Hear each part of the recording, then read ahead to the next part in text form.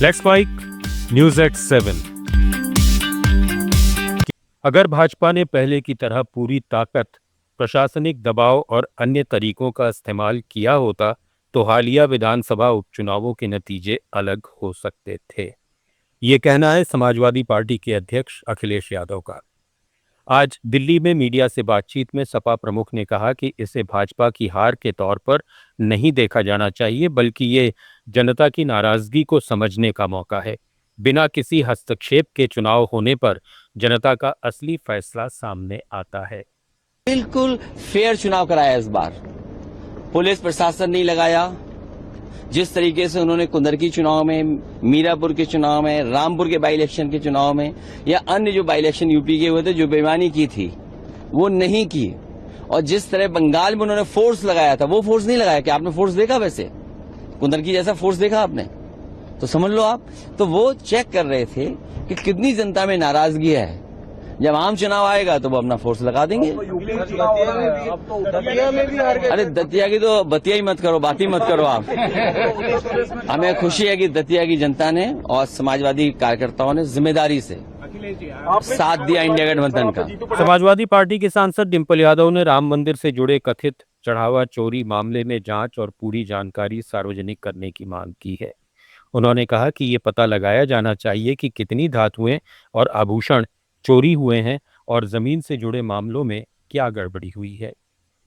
मांग करेंगे कि राम मंदिर कहीं ना कहीं लोगों की भावनाएं जुड़ी है इससे, और ये देश के ये जो पैसा है ये देश की धरोहर है। हम नहीं चाहते कि ये किसी संगठन के प्रयोग में आए, किसी संगठन को चलाने के लिए। हम चाहते हैं कि जिस श्रद्धा और भाव के साथ लोगों ने इस पैसे को दिया है वो सही तरह से इस्तेमाल हो। और जो ये ट्रस्ट भी बना है, मैं नहीं समझती हूँ ये ट्रस्ट भी सही ढंग से बना है। ये रोटेटिंग और ये इलेक्शन टाइम में लोग अपने नाम दे अलग अलग पार्टीज के, जिससे कि कोई भी इसमें चीटिंग, कोई भी इसमें भ्रष्टाचार ना हो पाए। क्योंकि यहाँ लोग चाहते हैं कि भ्रष्टाचार हो।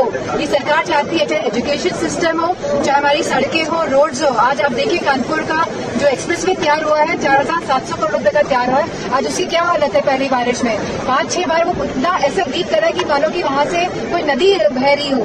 तो क्या यही भारतीय जनता पार्टी के डबल इंजन की सरकार है, या किस तरह का आप कहते हैं कि आप एक?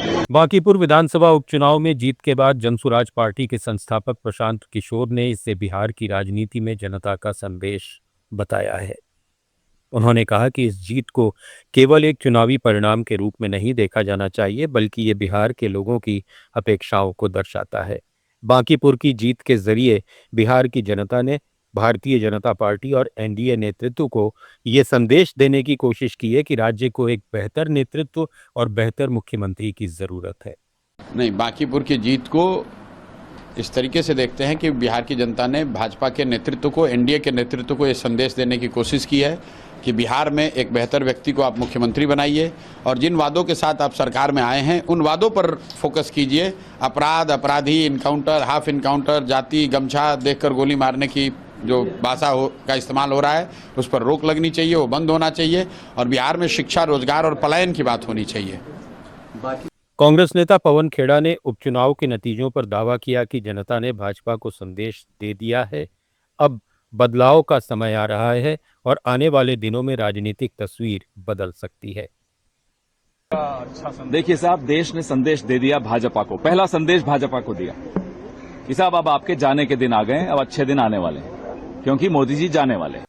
गुजरात में कॉमनवेल्थ गेम्स की मेजबानी को लेकर उन्होंने आरोप लगाया कि बड़े आयोजनों और ठेकों का फायदा केवल गुजरात के कुछ लोगों को पहुंचाया जा रहा है। पवन खेड़ा ने कहा कि गुजरात देश का हिस्सा है और गुजरात के लोगों का दिल बड़ा है, लेकिन चुनिंदा लोगों को ही फायदा पहुंचाया जा रहा है। राजस्थान के पूर्व मुख्यमंत्री अशोक गहलोत ने केंद्र सरकार पर आदिवासी अस्मिता की उपेक्षा का आरोप लगाया है। उन्होंने कहा कि मानगढ़ धाम, जहां 1913 में गोविंद गुरु के नेतृत्व में सैकड़ों आदिवासियों को अंग्रेजों ने गोलियों से मार दिया था, आदिवासियों का जलियांवाला बाग है। प्रधानमंत्री मोदी के दौरे के बावजूद इसे राष्ट्रीय स्मारक का दर्जा नहीं मिला। संसद में केंद्र ने कहा कि ये योग्य नहीं है। ये इनकार राजस्थान से केंद्रीय मंत्री गजेंद्र सिंह शेखावत के मंत्रालय से आया। न्यूज़ एट 7 में फिलहाल इतना ही। बने रहिए लेट्स माइक के साथ।